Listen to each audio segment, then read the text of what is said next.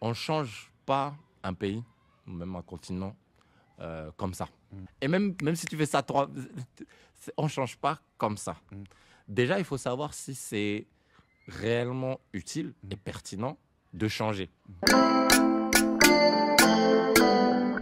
Il ne faut pas venir en comptant sur les autres pour développer un projet ou une initiative, parce que le soutien, ce n'est pas un dû. Niabe Webakers, Leke Mifondo, Mifonyedea, Eleia et Nyon. Aujourd'hui, on se retrouve dans une nouvelle vidéo pour une nouvelle interview avec un invité de choc. Vous savez, il a voyagé dans une multitude de pays. Il était d'abord en France, si je ne me trompe pas. Yes. Je suis parti du côté ouest des États-Unis, à savoir la Californie, notamment à Hollywood. Et il est revenu au Bénin. Donc, merci beaucoup d'être avec nous. J'ai nommé monsieur Sedo Tosu. Sedo pour les intimes. Merci pour l'invitation. Bah, c'est un plaisir, c'est un plaisir. Ça fait un petit moment que j'essaie de t'avoir. Pour la petite anecdote, ça tu le sais peut-être pas, mais moi je le suivais depuis pas mal de temps sur Twitter. Donc j'ai suivi tes aventures. Ah, c'est que maintenant que tu me le dis. donc merci en tout cas d'avoir trouvé le temps. Je sais que tu as un agenda assez busy. Là, tu es au Bénin pour quelques jours, donc merci à toi. Maintenant que ça s'est dit, bienvenue sur la page Way Back to Africa, sur la chaîne Way Back to Africa. Way Back to Africa pour but d'aider les Africains, les Afro-descendants qui le souhaitent au retour en Afrique. Si jamais c'est quelque chose qui t'intéresse, c'est quelque chose que tu souhaites faire, n'hésite pas à rejoindre notre communauté. On a une communauté de plus de 800 personnes à travers le monde. Donc, si c'est bon pour toi, clique sur le lien dans la description.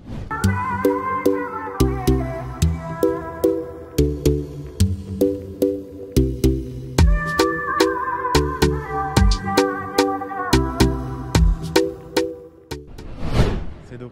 Yes. Si ça te va, on va commencer l'interview sans plus attendre. Ouais, avec plaisir. Je vais te poser la première question que je pose généralement à mes invités, qui a l'air à la fois assez facile, mais qui ne l'est pas vraiment. Ok. Est-ce que tu pourrais te présenter, s'il te plaît? Sedo Tosu, acteur et producteur, béninois d'origine, ayant grandi en France. C'est vrai que plus le temps passe, plus mon identité béninoise elle commence à vraiment prendre le dessus sur mon identité, on va dire, française. J'ai grandi en France. J'ai commencé le cinéma à l'âge de 19 ans, j'en ai 29 aujourd'hui. Effectivement, j'ai beaucoup voyagé.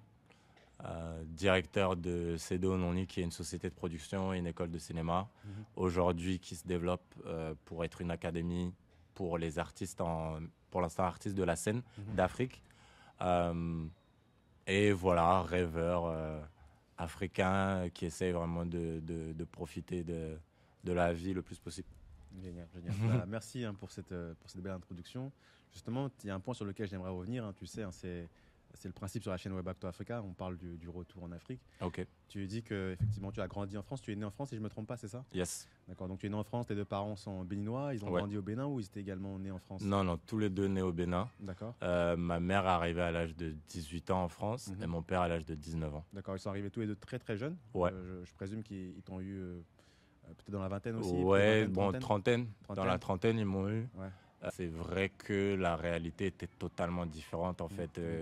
Quand ils sont partis, le Bénin a énormément changé depuis. Ils sont partis dans les années quoi? Dans les années 80, les années... Ouais, dans les années 80. Ouais.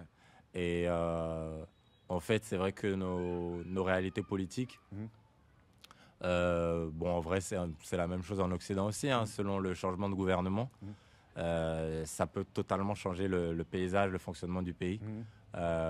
Moi, c'est vrai que je me renseigne petit à petit sur l'histoire un peu du Bénin, parce que j'ai grandi avec l'histoire de France, disons-le, que ce soit en cours d'histoire, il n'y avait que ce que mes parents me disaient, en fin de compte, du Bénin que je connaissais, mais la vraie démarche d'aller se renseigner sur l'histoire du Bénin, c'est très tard que j'ai commencé à le faire. Et c'est vrai qu'on a eu pas mal de gouvernements différents, donc c'est marrant, mais juste avant que je revienne au Bénin, j'étais avec mon père dans la voiture, et il me parlait du Bénin, effectivement, à l'époque où lui, il est parti, effectivement, en France. Et je me rends compte que, ouais, le pays a beaucoup changé. Ben oui, c'est vrai que, peut-être pour la petite anecdote, je pense que c'est un peu le cas de beaucoup de Togolais. Moi, par exemple, mon père aussi était béninois, mais il a grandi au Togo. Ok. À l'époque, je pense que beaucoup de Togolais étais vraiment un peu moqueur des Béninois, en Ok. disant voilà, enfin, même je crois qu'il y avait une insulte qui disait espèce de Béninois, des choses comme ça, etc. Ok. En se moquant un peu des Béninois. Ah, j'étais même pas au courant de ça. Mais, J'apprends. mais c'est vrai que ces dernières années, hein, ça fait maintenant, je pense, une dizaine d'années, je sais pas si c'est On avec commence l'arrivée à du... relever un peu la tête. Voilà, Ouais. exactement. C'est assez impressionnant. Nous, on était tout à l'heure dans les rues de Cotonou. C'est verdoyant, c'est Mm. beau. Je sais que tu parlais beaucoup d'Afrique, même Ouais. avant même de revenir. Je sais que Ouais, tu étais ouais, ouais. aux États-Unis, tu en parlais, Tout le pas temps. mal, je regardais tes tweets, etc. Et toi, mais qu'est-ce qui explique selon toi que tu as eu ce besoin de reconnecter avec l'Afrique? Parce que tu as grandi dans un système français. Ouais, total. Je pense que tu t'es pas mal débrouillé aussi dans ce système-là. Mhm. Donc, qu'est-ce qui fait qu'aujourd'hui, né de deux parents béninois, mais qui est installé en France depuis plusieurs années, Mhm. toi, tu trouves ce besoin de te reconnecter avec la terre-mère? En fait, je pense que tout part de l'identité noire. Mhm. C'est assez incroyable, mais c'est quand je suis arrivé au Bénin Mhm. que, enfin, j'étais venu au Bénin avant pour les vacances avec les Mhm. parents, mais quand je suis venu par moi-même et que j'ai commencé à vraiment m'installer ici, Mhm. c'est du coup, ça fait même pas 4 ans Mhm. que j'ai compris Mhm. que être noir, Mhm. c'est pas une réalité pour les gens d'ici. C'est ça, c'est vrai, c'est vrai. En fait, En fait, ouais. non, mais c'est intéressant. Quand Ouais. tu parles à quelqu'un ici, tu lui dis qu'il est noir, Ouais. c'est qu'il est foncé Ouais, de ouais, peau. ouais. Et même les personnes, parce que malheureusement, il y a ce gros complexe de la peau et tout. Mhm. Non, mais c'est pas vrai, je suis pas noir. Mhm. Mais le côté de dire je suis noir, en fait, Mhm. ça n'existe En pas. tant qu'identité, vraiment, comme tu Ouais, l'as en identité, France, ça aux États-Unis. n'existe pas pour un Béninois ou je pense même un Africain en règle générale Mhm. qui a grandi en Afrique. Mhm. C'est pas quelque chose. Mhm. Ça, j'ai trouvé ça fou en fait. Ouais. Alors que moi, ça fait presque toute ma vie où je me suis identifié en tant que noir Oui, c'est ça, c'est vrai. par défaut en fait, Ouais. parce que j'ai grandi en France en campagne Mm. où j'étais justement le seul noir jusqu'au collège. Mm. En fait, d'une manière ou d'une autre, à un moment ou à un autre, tu te sens noir C'est ça. et ça te porte dans la vie en fait tous les jours jusqu'à ce que il y ait certaines réalités déplaisantes qui commencent un peu, on va dire, à te heurter par rapport à ta couleur de peau. Je pense que quand on est un enfant, c'est juste un détail, c'est une couleur. Ouais. Mais après, avec le temps, il y a les réalités sociales, on va dire, qui sont liées au fait d'être noir. Mhm. Et c'est ça qui, d'une manière ou d'une autre, je pense, fait grandir, après, avec le temps, ce sentiment de j'ai besoin de me reconnecter à cette identité qui fait que j'ai la peau noire et qu'on me ramène toujours Mais à ça. quand tu Quoi. parles de réalité sociale, tu parles de quoi? Tu parles du fait de vivre le racisme, d'être empêché à certains moments de ta vie, certains regards. Enfin, qu'est-ce qui, toi, t'as vraiment... Ouais, c'est un tout. Déjà, il y a vraiment ce côté de se sentir comme une sorte d'alien, Ouais. moi, je trouve. dans En fait, l'espace commun. je t'assure, moi, j'ai grandi en Creuse. La C'est- campagne la plus profonde de c'est France. pas Paris. Hein. Paris, C'est pas oui. Paris. J'ai né à Paris, mais j'ai grandi dans la campagne. Quand je dis que j'étais le seul noir dans à peu près tous les secteurs, c'est réel. De l'école, à mes cours de judo, à mes cours de piano, j'étais le seul. On était la seule petite famille de voilà. Et quand tu voyais un noir, c'était presque une sorte d'événement en fait. Donc déjà ce sentiment effectivement de toujours être le noir de ci, le seul noir de ci, déjà il y a ça. Ensuite, il y a effectivement le racisme, la discrimination. Tu sais, moi j'avais 4 ans. On devait traverser à chaque fois l'école pour aller à la cantine. Moi, les enfants, ils refusaient de m'attraper la main. Ouais. Tu vois, donc des trucs comme ça. Et j'ai pas besoin de les citer parce qu'on les connaît en fait, à force Effectivement. malheureusement. Donc... Et peut-être pour la petite anecdote, nous aussi, on a grandi dans un village Oh. dans les Yvelines, à Paris. Ah On était voilà. aussi la seule famille. Voilà, noirs. les 78, c'est ça? C'est ça, exactement. Ouais. Et là, tu le sens passer. Ouais. Parce que tous les jours, en fait, tu es ramené à ça. Que tu le veuilles ou non, en fait, tu es ramené de manière quotidienne au fait d'être noir. C'est assez oppressant à force. Et oui, moi, je pense que il y a ce qu'on appelle le racisme ordinaire, qui est les mauvaises blagues. Ça, j'en ai pris conscience tard. Avant, je m'en rendais pas compte. Sincèrement, Parce quand que je ça dis faisait tard, partie de ta normalité, en fait. Ouais. tu sais, même le fait de me faire toucher les cheveux constamment, Ouais. c'est En que mode, plus tard. C'est nuageux, Ouais. c'est différent. C'est que plus tard. J'ai dit, ah ouais, en vrai, c'est pas normal. Ça fait un peu. Mais ça arrive, c'est monnaie courante. Je pense que le côté qui vraiment qui a commencé à me frapper et qui a fait que, bon, là, j'ai dit, ouais, non, ça, c'est difficilement acceptable, même si rien n'est acceptable en vrai, mais le plus dur, c'est les opportunités professionnelles. Ouais. quand tu te rends compte de ce plafond de verre incroyable, où tu n'arrives pas à avoir énormément de contre-exemples autour de toi, de frères qui ont pu vraiment... Mais moi, je parle de réussir à arriver au sommet de de la pyramide, en fait. Tu vas être le directeur de quelque chose, le CEO, voilà. Il y en a très très peu, on peut les compter sur le nombre d'une main. Et effectivement, je ne pense pas qu'on est plus bête que les autres. Ouais. Et c'est qu'il y a quelque chose. Voilà. Et surtout, c'est que tu regardes dans des pays voisins anglophones. Exactement. Et tout d'un coup, ah oui, un tel est à la présidence. Et tu dis, mais qu'est-ce que nous, on a de moins que les Noirs anglophones Alors que eux-mêmes subissent du racisme, eux-mêmes le dénoncent. Et je me dis, waouh, mais nous, on est encore bien en arrière. Bien en arrière. Et je me disais, moi, sincèrement, c'était mon premier obstacle. Ce qui, d'une manière ou d'une autre, tu verras, est lié au fait que je suis revenu en Afrique. C'est que tu m'aimes pas, c'est pas forcément mon problème. Je suis pas là pour faire en sorte que tu viennes m'apprécier, mais que tu m'empêches d'évoluer dans ce que j'aime et qu'il n'y ait aucune porte. Ça, c'est compliqué parce qu'on n'a qu'une vie. Et moi, je me suis toujours dit, mais attends, si je reste en France là toute ma vie, c'est quoi en fait ce à quoi je peux aspirer d'ici quoi d'ici mes 55 ans peut-être je serai sous-directeur général de... Non, j'ai envie de... J'estimais que j'avais du talent, j'avais des compétences à faire valoir et que j'avais envie de les faire valoir maintenant, quoi. Donc c'est d'abord ce qui m'a fait exporter aux États-Unis et ce qui ensuite m'a amené en Afrique parce que quand actuellement là je suis au Bénin, je me sens utile, mais je ne sens pas le plafond de verre du tout. Je sens que quoi que j'ai envie de créer, je peux le faire. Quelle que soit la considération que je veux avoir, je peux l'obtenir. Par exemple, j'ai rencontré, je vais pas dire le nom, mais j'ai rencontré une personne du gouvernement. Du name dropping, vas-y. Bon, j'ai rencontré le ministre de la Culture, par exemple, la semaine dernière, qui m'a reçu 1 heure dans son bureau. C'est pas le ministre de la Culture des États-Unis ou de France qui va me recevoir. Donc, cette considération que je peux avoir dans mon pays, je peux pas l'avoir ailleurs. Et ça, je le sais. Et donc, il y a un moment où, ouais, tu te dis, est-ce que tu as envie constamment de vivre comme le sous-fifre ou celui à qui on va laisser un peu manger quelques miettes à la table, ou est-ce que tu as envie d'avoir ta propre table? Et moi, j'ai vraiment... C'est peut-être polémique ce que je vais dire, hein, mais je suis persuadé qu'en tant que noir, le seul endroit où on peut avoir notre propre table, c'est en Afrique. Je suis persuadé qu'en fait, c'est pas possible d'être complètement indépendant et de n'avoir besoin de aucune autre personne que nous-mêmes qu'en Afrique. Parce que quand tu es dans un système américain, occidental en règle générale, tu auras forcément besoin, pour développer tes activités, de passer au moins par une structure qui n'est pas détenue par l'un de nous. Et techniquement, ce n'est pas un problème. Nous, on n'est pas xénophobe de nature. Mais on est trop...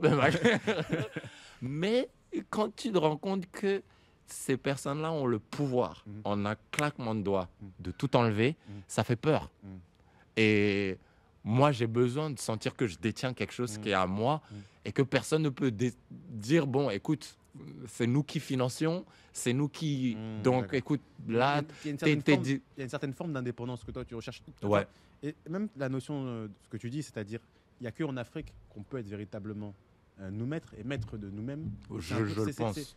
Finalement, c'est les origines du Way Back to Africa. C'est l'origine du Back to Africa. C'est Marcus Garvey, finalement, qui fait ce constat-là dans les années... au XXe siècle, au début du XXe siècle, il se dit, mais en tant que noir américain, en tant que noir caribéen, vous n'aurez jamais de salut si ce n'est pas chez nous, en Afrique. Donc toi, c'est le même constat que tu fais. Et quand tu arrives ici en Afrique, finalement, tu te rends compte que c'est vrai. Je me rends compte que c'est totalement réel. En fait, et ça ne me prend même pas une semaine pour m'en rendre compte. Ça ne me prend même pas une semaine pour me rendre compte que tout ce que j'ai pu accomplir en Occident, toutes les compétences et les talents que j'ai toujours eus, étaient valorisés fois 100 ici, en fait. Et je me disais, ah, ok. Non pas que je sois venu pour m'auto-couronner ou qu'on vienne me traiter comme un dieu ou quoi que ce soit. Mais ça fait plaisir que des personnes te fassent sentir vraiment qui te valorise, tu vois, en tant que personne, en tant qu'individu, ce que tu sais faire, et que tu aies l'impression vraiment de pouvoir apporter quelque chose à ta communauté, à ton monde. Ça, Je ne l'ai pas trouvé ailleurs. Ouais. Je me suis jamais senti aussi utile Mhm. et aussi valorisé qu'au Bénin, sincèrement. Mhm. Et en tant qu'être humain, ça fait du bien.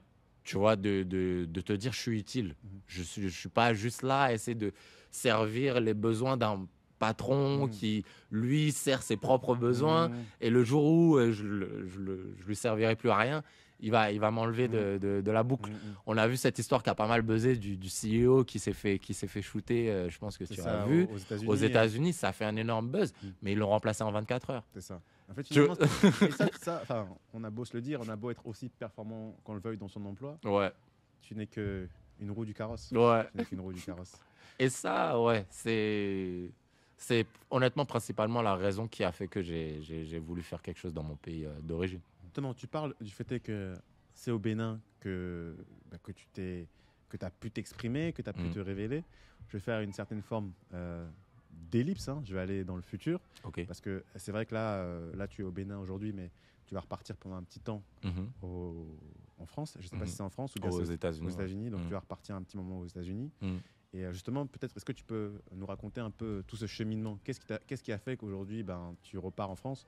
Ok. Mais avant justement d'arriver au fait que tu repars en France, il faut nous expliquer comment ont été ces 4 dernières années au Bénin. Ouais. Tu as dit que tu as eu beaucoup de réussite. Ouais. Et cette réussite, on aurait espéré qu'elle reste au Bénin quand même. Ouais, je comprends. Je sais l'expliquer de A à Z, hein, mais c'est juste que c'est complexe. Et c'est vrai que moi, je vois les choses de la manière suivante. Le but pour moi-même, c'est de toujours évoluer au maximum de mes compétences, Mhm. de mon potentiel, Mhm. et de ne jamais me sentir peut-être gaspillé ou pas assez, effectivement. Voilà, sentir que je peux faire plus, Mhm. ça me dérange toujours. Je veux toujours me sentir à un niveau où j'ai l'impression que je fais mon maximum et je ne peux pas faire plus. On ne change pas un pays, ou même un continent, comme ça. Mhm. Et je pense qu'il y a beaucoup de gens qui foirent leur retour en Afrique. Mhm. C'est souvent, et je m'inclus dans la boucle, hein, Mhm. j'estime que je n'ai pas foiré le mien, mais que j'aurais pu foirer le mien. Mhm. C'est penser que tu as la possibilité de changer des choses à une échelle nationale comme ça. Mhm. Et même si tu fais ça, on ne change pas comme ça. Mm. Déjà, il faut savoir si c'est réellement utile et pertinent de changer. Parce que par moment, des gens viennent en disant « Ah, il faudrait changer telle chose Mm. parce qu'ils ont évolué dans un certain paradigme, mais ils ne savent pas que ça ne s'applique pas forcément à leur pays d'origine. C'est ça.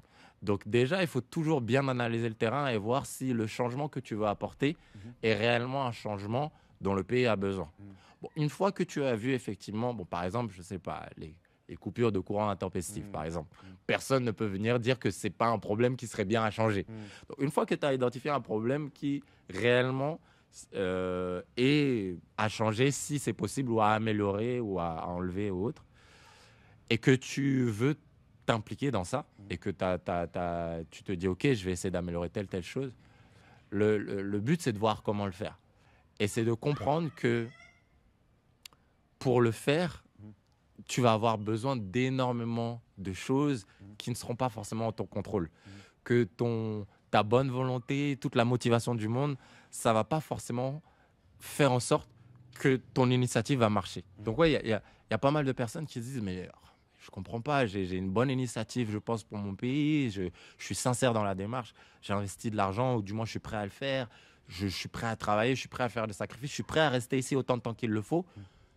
Mais j'ai pas l'impression qu'on m'aide. J'ai pas l'impression qu'on me soutient comme je le voudrais. Je vais voir les institutions, elles me répondent pas. Ou au pire, elles m'ouvrent même pas la porte.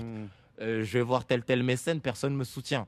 Donc je suis là dans ma démarche, mais je comprends pas. Et je suis tombé, j'étais dans cette réflexion au début. Mais rapidement, parce que je déteste perdre. Je déteste... Il était impossible. Excuse-moi, j'ai oublié ton prénom. Messan. Il était impossible, Messan, que je reparte du Bénin perdant. À partir du moment où j'étais venu, si je devais en repartir, c'est en me disant j'ai réussi à mettre en place ce que j'ai fait. J'aurais pu mourir ici. Il n'était pas question de repartir perdant. Donc, après, c'était à force de remettre d'autres stratégies en place que j'ai réussi à faire ce que j'ai pu faire. Mais c'est vrai qu'au départ, tu penses que parce que ton initiative est peut-être bonne en soi, que les gens vont forcément la soutenir et vont t'aider pour le faire et vont venir se donner corps et âme. Non, Il faut prendre la réalité socio-économique de ton pays de manière terre à terre et pragmatique et comprendre que les gens, leur premier souci, partout dans le monde, pas qu'en Afrique, c'est de se nourrir, se loger et nourrir les leurs. C'est ça. Ça, c'est leur priorité numéro 1. Et tant que cette priorité, elle n'est pas acquise, il n'y a aucun intérêt qu'ils viennent mettre ton initiative, ta mission, aussi noble qu'elle soit, au-dessus de ça. Les gens ont déjà besoin de se nourrir et de nourrir les leurs. Partout. En France, on parle constamment du « Ah là là, on a du mal à s'en sortir ». Les gens parlent de ça tous les jours. Aux États-Unis, les gens parlent de ça tous les jours. C'est la priorité de l'être humain, en fait, en règle générale. Donc, quand moi, je viens avec « Ok, je veux développer le cinéma béninois » ou « Ah, ok, je veux développer telle chose », ouais, mais ce n'est pas la priorité des gens.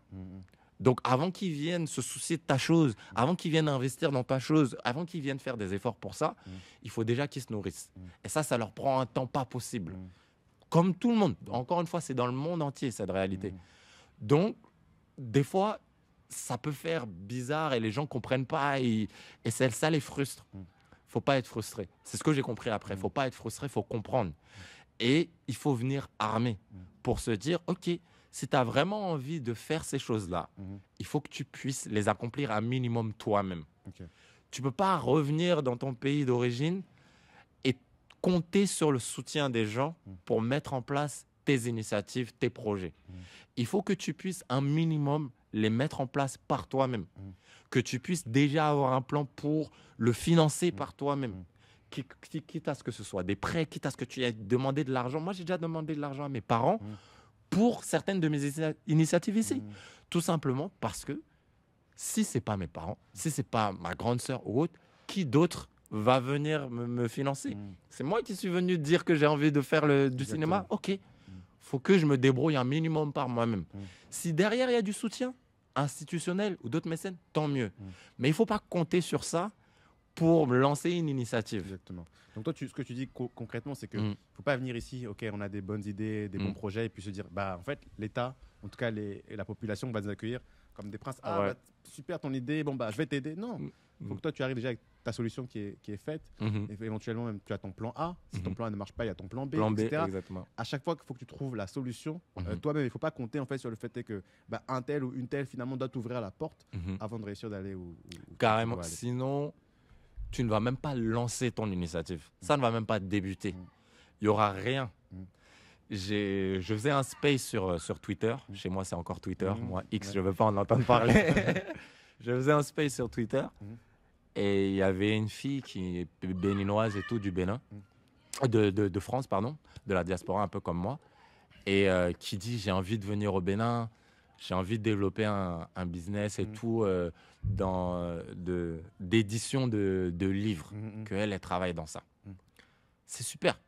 Je trouve ça génial. Il y a plein d'auteurs africains qui cherchent à ce que leur œuvre soit éditée, etc. Super projet, super noble. Mais moi, directement, avec ma petite expérience, je lui dis, ça rentre même pas dans la liste des 10 premières priorités du béninois moyen. Donc, si tu arrives, il faut que tu comprennes que ce n'est pas dans la priorité ni du gouvernement, ni des gens. Donc, quand elle était là en me disant « Ok, il me faut des locaux, faut que… » Je lui disais « Attends. » Je lui dis « T'as quelle somme? Est-ce que tu es riche? Est-ce que tu viens d'une famille riche? Okay, si ce n'est pas le cas, tu vas sûrement t'essouffler au début financièrement. Et au bout de 2-3 mois, c'est ce qui se passe. Tes réserves financières, souvent, quand tu viens d'arriver pour la première fois, le premier way back to Africa, souvent tes réserves financières, elles s'essoufflent. 3 mois, je suis même gentil. Parce que tu ne maîtrises pas les réalités d'ici.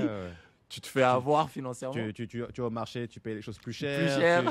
Tu veux vivre peut-être à l'occidental, donc tu vas payer encore les choses plus chères parce que tout est importé. Exact. Effectivement, c'est marrant que tu as donné justement ce délai de 3 mois. Parce qu'on dit il faut passer les 3 mois. Il faut passer les 3 mois. Parce qu'on parle, quand on parle des entrepreneurs, les entrepreneurs, on dit qu'une bonne entreprise, c'est 3 ans. Mais effectivement, pour le retour en Afrique, on dit que c'est 3 mois. C'est 3 mois. Sincèrement, si les 3 mois, c'est les plus durs à passer. Je remarque que la plupart des gens qui viennent chez eux, ils ne restent pas plus de 3 mois. Je parle des personnes de la diaspora. Ils ne restent pas plus de 3 mois. Quand tu as franchi les 3 mois, ça crée une autre énergie en fait. Tu es dedans quoi. as totalement raison. Franchement, c'était le même cas pour moi quand j'étais au Togo. Là, je suis parti m'installer au Rwanda. Pendant 3 mois, bon, si je suis précis, c'est 4 mois, mais on est du pareil au même. Mais 4 mois, j'étais vraiment en train de me stabiliser, de trouver mes repères, trouver les gens qui parler, comment ceci marche, comment cela marche. Et après les 3 mois, là, c'est totalement une expérience différente du pays. Et c'est intéressant parce qu'aujourd'hui, je pense que si je vais m'installer au Rwanda, au Sénégal ou en Côte d'Ivoire, ce sera plus facile. Parce que j'aurais déjà fait cette expérience, en fait, et certains pièges, en fait, je vais les éviter beaucoup plus rapidement. Mais quand c'est la première fois, il faut passer cette étape des 3 mois. Donc, du coup, je lui ai dit non. En fait, si je peux me le permettre, hein, je pense que l'erreur que beaucoup de gens font, c'est de vouloir commencer trop grand. Et ils ne se rendent pas compte qu'une petite initiative, mais qui est remplie, où tu peux te dire mission accomplie, ça te crée une énergie incroyable, 100 fois plus grande que quand tu le fais en France ou aux États-Unis. Je l'ai tweeté encore tout à l'heure, mais sincèrement, quand tu réussis quelque chose dans ton pays d'origine, c'est 100 fois plus savoureux que n'importe où. Ah oui, certes, je rêve d'Oscar, je rêve de ci, de ça, il n'y a pas de souci, mais je le sais, sans être démago, que ça n'aura jamais la saveur que si je fais un film au Bénin qui explose. Justement, on parle de films qui explosent, on parle du fait que la volonté d'avoir un Oscar, etc. On parle de projets aussi. C'est vrai que toi, tu es rentré au Bénin, tu as monté un projet, je crois que tu en as d'autres aussi également, mais le projet qui a fait le plus parler de lui, notamment début décembre, est-ce que tu peux nous en parler? Oui, c'est une série, une série télé qui s'appelle Alloquant, qui est produite par Canal+, et que j'ai créée effectivement au Bénin avec ma structure CDO Noni, qui est de base une école de cinéma pour acteurs et aujourd'hui également une boîte de production. Et j'ai effectivement mis un programme en place que j'ai appelé le collectif CDO Noni, où je rassemblais des élèves passionnés par le cinéma. Je leur donnais des cours de comment créer une série ou un film de A à Z. Et en même temps, je me nourrissais de leurs idées, de leurs envies. Et c'était une sorte de travail collaboratif pour aboutir effectivement à un projet de série. Parce que je tenais à faire des séries et des films qui représenteraient la réalité du citoyen béninois moyen, effectivement, qui vit au Bénin depuis toujours. Et je savais que ce n'est pas quelque chose que je pouvais maîtriser. Donc, il fallait que ça parte de personnes qui ont grandi ici. Qui maîtrisent le terrain. Qui maîtrisent le terrain. Et donc, de cette manière-là, j'ai développé plusieurs projets de séries. Et il y en a une qui a été achetée par Canal+. Et ça, pour moi, c'est une victoire parce que je me suis dit, ça a été acheté même pas 6 mois après que je développe l'idée. Alors, c'est un coup du destin. Voilà, honnêtement, j'ai eu beaucoup de chance. Mais en même temps... C'est ce qu'on dit, on dit qu'on provoque la chance aussi. En même temps, c'est une fierté. Et de me dire, voilà, c'était des élèves qui... Moi-même, j'apprenais en fait le métier en même temps. Et je me disais, quand on est au Bénin, en Afrique en règle générale, on ne peut pas créer avec les mêmes règles qu'en Occident, surtout dans le domaine de l'art, parce qu'on part de beaucoup plus loin. Donc on ne peut pas arriver avec une démarche individualiste de j'arrive, je vais tout faire, je mets l'argent. Non. Donc il faut des démarches solidaires de communauté, etc. Et c'est ce que j'ai essayé de créer. On se met ensemble, on parle ensemble, on développe des projets et l'intérêt, ce n'est pas l'intérêt de chacun, c'est l'intérêt du groupe. C'est le groupe avant tout. Finalement, on parle du retour en Afrique physique, mais il y a une certaine manière aussi de parler du retour en Afrique, on va dire spirituelle d'une certaine façon, parce que de notre manière de penser, la manière de penser. Bon, pour la petite anecdote, moi, j'ai pas pu hier me déplacer au Bénin, etc. Parce que en tant qu'individu, j'étais en communauté, en famille, etc. C'est pas, tu prends pas ta chaise et tu sors comme tu pourrais le faire en France et puis tu vas autre part. Nous, en fait, on est très communautaire, c'est le groupe d'abord avant l'individu. Le groupe, Et effectivement, toi, dans ton processus créatif, je prône ça. Tu t'es inspiré de ça pour adapter justement ta création au tissu local, au tissu béninois. Bien sûr. Tu nous as parlé de ta série, donc, tu nous as parlé du fait que tu as créé cette série. Elle cartonne. Elle cartonne, c'est ce qu'on voit sur les réseaux sociaux, elle cartonne. Elle cartonne. D'abord, est-ce que tu pourrais juste nous dire la signification de Alloquant pour ceux qui ne sont pas font fun, si on peut dire ça en français. Et puis justement, parle-nous un peu de cette série, comment elle se passe et pourquoi justement aujourd'hui elle cartonne au Bénin. Bien sûr. Alloquant, effectivement, en langue fond, ça veut dire réseau et téléphone en même temps, l'un et l'autre. Et c'est une sitcom autour d'un centre d'appel dysfonctionnel avec des employés un peu loufoques et un patron pas très très compétent dans son domaine, mais qui essaie effectivement de mener son centre d'appel comme il le peut. C'est une sorte de mix, je dirais, en termes d'inspiration entre le SAV des émissions et Caméra Café. Le but, c'était de raconter un peu l'histoire de l'employé béninois moyen qui se lève et qui va au boulot. On n'en parle pas souvent en fait. Souvent, je déplore le fait que quand on fait du cinéma africain, c'est pas que au Bénin, soit on crée un côté très richissime et on montre d'un côté un peu bourgeois, soit on montre un côté très très pauvre. Mais on parle rarement de la classe moyenne, de la personne qui juste se lève et va au boulot. Et donc moi, mon but, c'était d'en parler dans une série et de le créer dans un contexte un peu humoristique, bien sûr, pour que ça parle aux gens. Et en prenant les appels, en fait, aussi, ça m'a permis de créer des faux produits béninois pour parler un peu de la réalité des gens d'ici qui commandent tout ce qu'il y a à commander, en fait, au Bénin. Parce qu'on a la culture du marché en Afrique où tout est achetable, tout est vendable. Donc, j'ai recréé ça un peu, mais dans un contexte de centre d'appel où le centre d'appel vend tout en fait, à part la nourriture, c'est la petite politique. Ils vendent tout sauf la nourriture. Et chaque employé a sa manière de vendre ou de ne pas vendre, et ça crée des choses assez drôles. Et il se trouve que c'est à peine sorti. Il y a eu une première blague qui a été relayée sur les réseaux sociaux, qui a tourné un peu partout, et ça a lancé la série. Wow. Et aujourd'hui, tout le monde, pas tout le monde, mais j'ai l'impression en tout cas qu'elle est regardée du nord au sud, de l'est à l'ouest du Bénin, parce que hier, je vais à Dantokpa, qui est l'un des marchés les plus grands d'Afrique et d'Afrique de l'Ouest. Le plus grand d'Afrique de l'Ouest et l'un des plus grands. L'un des plus grands en Afrique. Ouais. Le marché d'Antokpa, dont on est toujours très très fier au Bénin. J'y vais hier pour acheter une tenue. J'avais une soirée. Je descends de la moto, j'ai à peine enlevé mon casque. Il y a une maman qui, je pense honnêtement, aurait l'âge d'être ma grand-mère, en pagne et tout, bien traditionnel, qui me fait « Même dans le bruit, nous vous écoutons ». Et c'est effectivement, même dans le bruit, on vous écoute. C'est la phrase fétiche avec laquelle les employés répondent au téléphone. Mais sans la sensation de fierté, d'émotion que j'ai ressentie de voir une maman qui a du coup vu la série. Pour moi, j'avais déjà réussi, sincèrement, parce que c'était le but de pouvoir faire quelque chose qui peut parler au peuple vraiment béninois.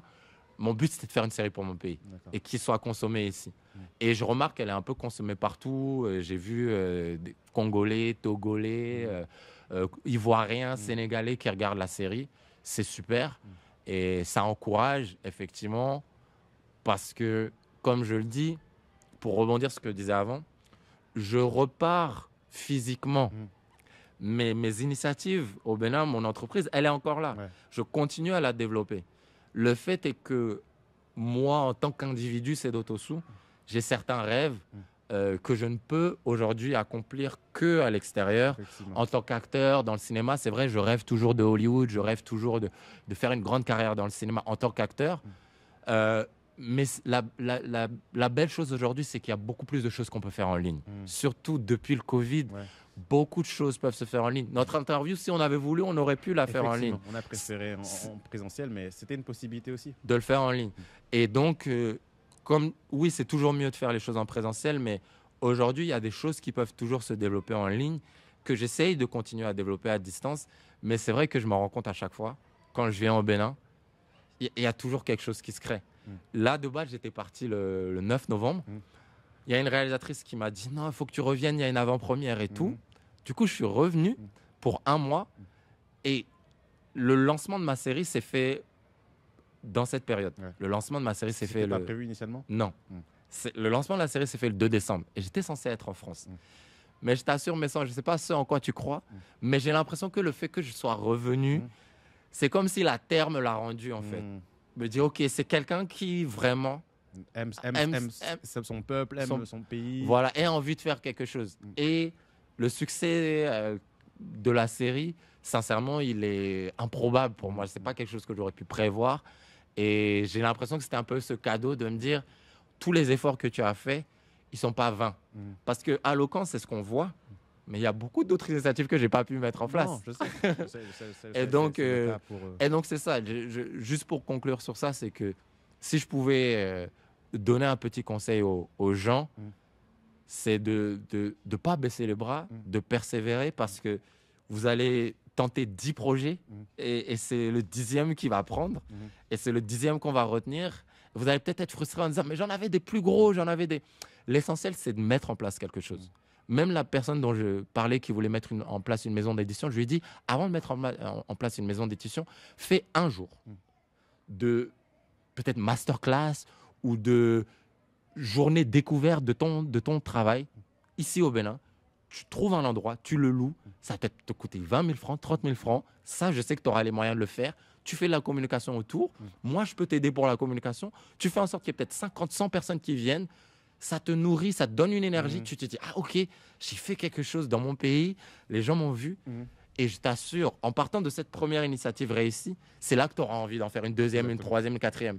Mais si tu arrives avec le gros projet et que ça ne prend pas, ça peut te décourager d'un coup et c'est dommage. Effectivement. C'est bien, c'est une bonne tradition justement. Généralement, quand on arrive vers la fin de l'interview, on parle des conseils. On peut effectivement inciter les gens au retour en Afrique et puis... Effectivement, c'est une démarche qui n'est pas facile, surtout qu'on peut être esseulé, on peut avoir des parents qui ont quitté le continent il y a longtemps et qui ne souhaitent pas revenir pour X ou Y raison. Et ne souhaitent pas que leurs enfants reviennent. Exactement, ils ne souhaitent pas que leurs enfants rejoignent, donc on peut parfois être esseulé. Donc quand on a des gens qui ont fait le chemin du retour et qui ont plus ou moins réussi, c'est important justement qu'ils puissent témoigner, qu'ils puissent partager leurs conseils. Donc merci pour ce premier conseil, à savoir de persévérer. Généralement, je leur demande 3. Donc est-ce que tu en aurais 2 autres, s'il te plaît, pour celles et ceux qui nous écoutent? Alors oui, effectivement, donc la persévérance, ne pas se décourager, se démotiver dès le premier échec, le premier obstacle. Je dis toujours que Mama Africa, elle se mérite. Et si tu la veux, si tu veux mériter la terre, il faut que tu lui montres vraiment que tu en as envie. Donc si dès qu'il y a un obstacle, tu te décourages, tu pars, Mama Africa ne va pas te rappeler. Mais si tu lui montres à chaque fois que non, j'ai vraiment envie d'être à un moment ou à un autre, je trouve qu'elle te le rend. C'est ma première expérience.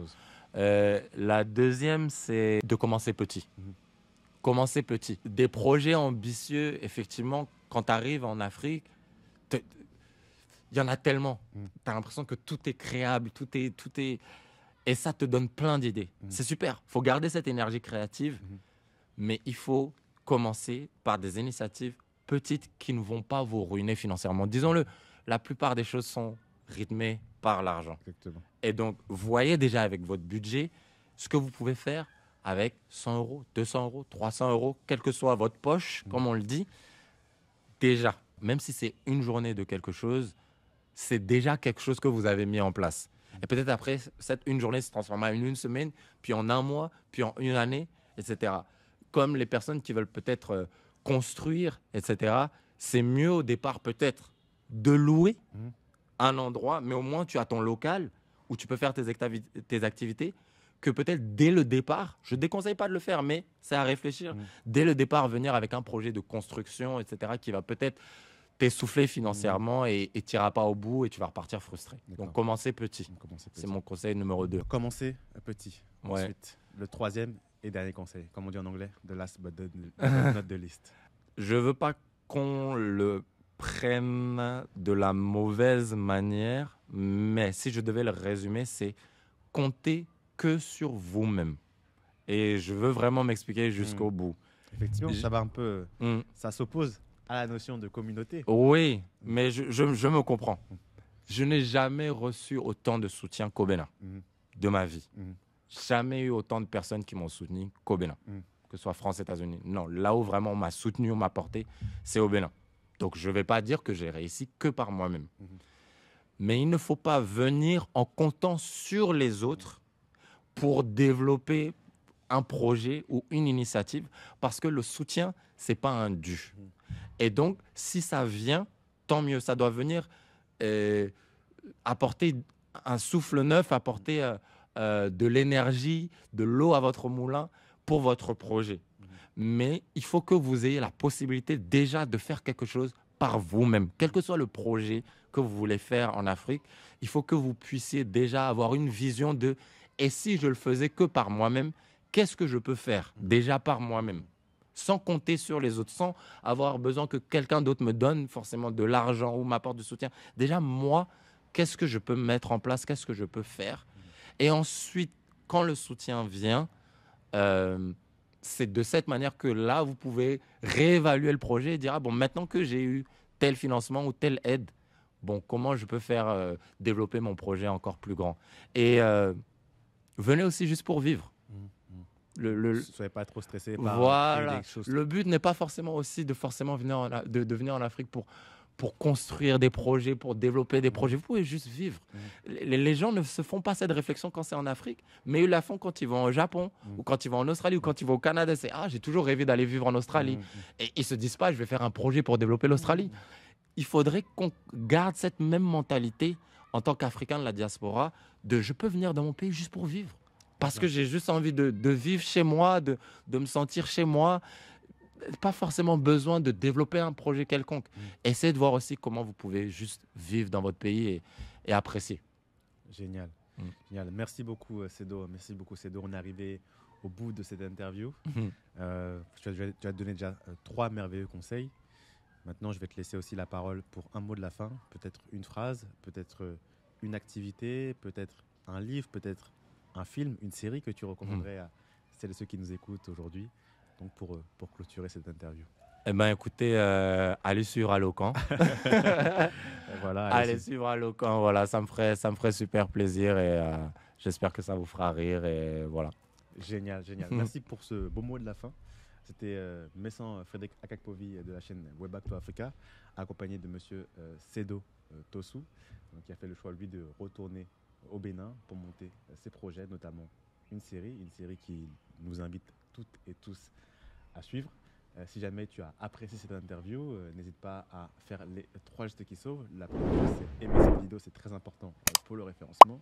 2, abonne-toi et active la cloche pour ne rien manquer des prochains contenus qui sortent dessus. Aujourd'hui, on a eu une interview de qualité, mais il y en aura d'autres qui vont se rajouter.